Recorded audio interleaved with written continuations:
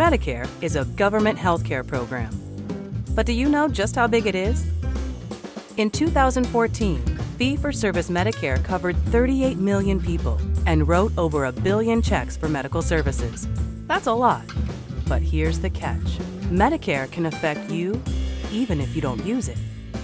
It is so large that the price Medicare pays doctors influences what your private plan pays.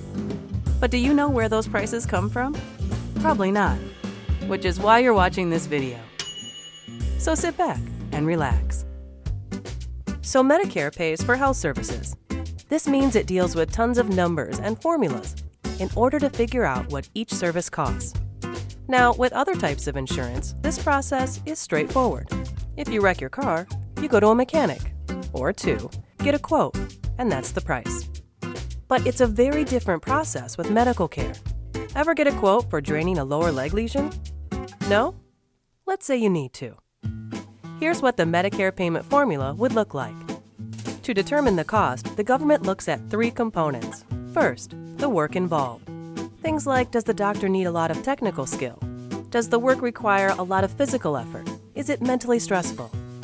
Second, it considers practice expenses, like overhead. And the third factor is the cost of malpractice insurance. Each component is given an RVU, or Resource Value Unit, and then totaled up. The RVU is then converted into dollars. The result is the price, or fee, that Medicare reimburses for that service. And there you have it. However, several factors can affect the price. Things like geography, type of facility, or who performs the service. So this process is repeated for every procedure, from a regular checkup to cancer screening.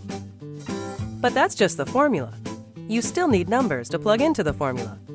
Remember those resource value units? Where do they come from?